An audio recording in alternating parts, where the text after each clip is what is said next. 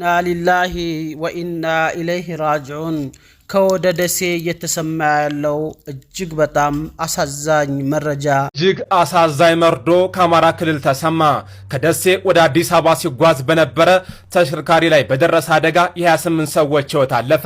ከደሴ ወደ አዲስ አበባ ሲሄድ በነበረ ተሽከርካሪ በደረሰ አደጋ የ28 ሰዎች ሕይወት ማለፉን ፖሊስ አስታውቋል።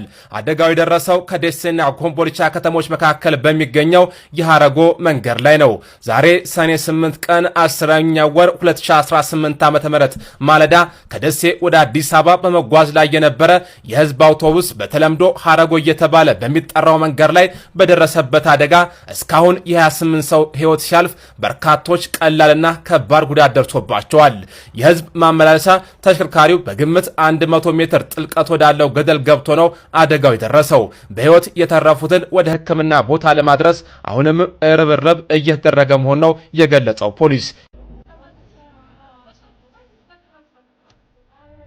እስካሁን ድረስ የሟቾች ቁጥር 28 ደርሷል። አሰላሙ አለይኩም ወራህመቱላሂ ወበረካቱሁ። ውድ የተከበራችሁ ክብራትና ክብራን ውድ ቤተሰቦች የሀገር ልጆች ሁላችሁንም ሰላም ብያለሁ። ከእንዲህ ያለ አደጋ እኔንም እናንተንም አላህ ይጠብቀን። እነዚህ ሰዎች ጧት ተነስተው መነሻቸውን ደሴ መዳረሻቸውን አዲስ አበባ አድርገው ጉዞ ጀምረው ነበር። ነገር ግን አላህ Subhanahu Wa Ta'ala የፈቀደ ሆኖ መንገድ ላይ በርካቶቹ ቀርተዋል። በርካቶቹም ከባድና ቀላል ጉዳት ደርሶባቸዋል። አላህ Subhanahu Wa Ta'ala ለቆሰሉት ቶሎ ፈውስን፣ ለሞቱት ምህረትን፣ ላሉት ወዳጅ ዘመዶቻቸው ለቤተሰቦቻቸው ደግሞ ሶብርን አላህ እንዲወፍቃቸው እየተመኘሁኝ የሟቾች ቁጥር እስካሁን ሰዓት ድረስ ይሄን ቪዲዮ እስከምሰራበት ሰዓት ድረስ 28 ደርሷል። ተሳፋሪዎቹ ትናንት ከመካነ ሰላም ተንስተው ደሴ ያደሩ ናቸው ተብሏል። ከደሴ ወደ አዲስ አበባ ሲጓዝ የነበረ የህዝብ ማመላለሻ አውቶቡስ ዛሬ ሰኔ 8 ቀን 2018 ዓ.ም ማለዳ ላይ በደረሰበት አሰቃቂ አደጋ የ28 ሰዎች ሕይወት ወዲያውኑ ማለፉን ፖሊስ አስታውቋል ይላል። ሱብሃንአላህ መገንቻ አጀል እንግዲህ አስባችሁታል የቱን ያክል ከባድ እንደሆነ። አደጋው የደረሰው ከደሴና ኮምቦልቻ ከተሞች መካከል በሚገኘው የሐረጎ መንገድ ላይ ሲሆን አውቶቡሱ በግምት 100 ሜትር ጥልቀት ወዳለው ገደል መግባቱ ታውቋል ይላል።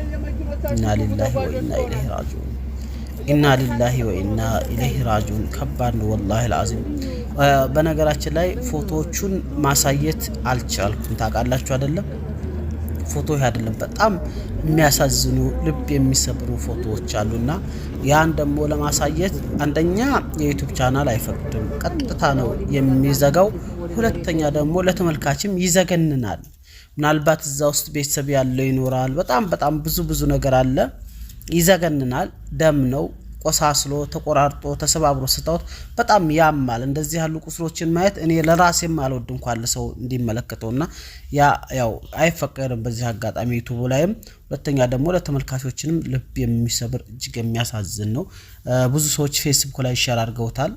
ያው ከለል ፊታቸውን ከለል ያደረጉ ግማሹ እንዲሁ ብቻ ቢሆንም በጣም የሚያሳዝን ነው። አላህ Subhanahu Wa Ta'ala ከእንዲህ ያለ አደጋ ይጠብቀን። በአደጋው በርካታ ሰዎች ቀላልና ከባድ ጉዳት የደረሰባቸው ሲሆን በህይወት የተረፉትን ወደ ሕክምና ተቋማት ለማድረስ ርብርብ እየተደረገ ይገኛል። ፖሊስ የአደጋው መንስኤ በማጣራት ላይ መሆኑን አሚኮ ዘግቧል። ለሟች ቤተሰቦቻቸው መጽናናትን እመኛለሁ። ይሄ እንግዲህ እጅግ በጣም ዛሬ ማለዳ ላይ የደረሰ ማለትም ዕለተ ሰኞ ነው። አስከፊ አደጋ ነው በአካባቢያችን። እጅግ በጣም አሳዛኝ መረጃ ነው። በጧቱ እነዚህ ሰዎች ጧት አዳራቸውን እንቅልፋቸውን ተኝተው ተንስተው መዳረሻቸውን እየናፈቁ በሄዱበት ሰዓት እንደዚህ ያለ አደጋ ሲደርስ የቱን ያክል ያሳዝናል፣ የቱን ያክል ልብ ይሰብራል። አላህ Subhanahu Wa Ta'ala ይማራቸው ለሞቱት ያሉት ቤተሰቦቻቸውን አላህ ሰብራቸው፣ ለቆሰሉት ደግሞ አላህ ፈውሱን መድኃኒቱን አላህ ራሱ ይፍጠርላቸው ያላችሁ እስኪ ሁላችሁም ዱዓ አድርጉላቸው። ወላሂ አደጋው በጣም ከባድ ነው። ውድ ቤተሰቦቼ እዚህ ጋር ፋፊ አብደላን ታቋታላችሁ። እዛው ነኝ ብላለች። መጀመሪያ በነገራችን ላይ ይህንን ቪዲዮ ፖስት ያደረገችው ይህን አደጋ እሷ ናት። መጀመሪያ ገና በአንድ ደቂቃ ጧት ስነሳየሁት ማለት ነው። እኔ ጧት ከከሚሴ ምን እንደወጣች ባላቅም እዛው ነው ከ60 ሰው በላይ ነውቸው የሞቱት። እኛን አሳፍሮ የነበረው ሃይሮፍ የተረፉትን 3 ሰው ደሴ ሪፈራል ሆስፒታል መተናል። እጅግ ዘግናኝ ነው ትላለች። አያችኋት አይደለ?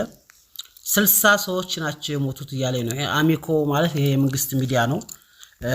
እነሱ 28 ደረሱ እንኳን ቢሉም የሞቱት ሰዎች እስካሁን ግን 60 እንደደረሱ ተናግራለች። መጀመሪያም ፖስት ያደረገችው እቺ እህታችን ናት ማለት ነው። አላሁ ሙስተዓን። እሷ እናቷን ለማሳከም ወደ ደሴ እየሄደች ነበርና በዚህ አጋጣሚ እንኳንም አላህ ተረፋችሁ። እነሱም እንዲህ ያለ አደጋ በጣም ከባድ ነው። እሷ ግን እንዳለችው እኔ እዛው ነኝ፣ የሞቱት ከ60 ሰው በላይ ናቸው ብላለች።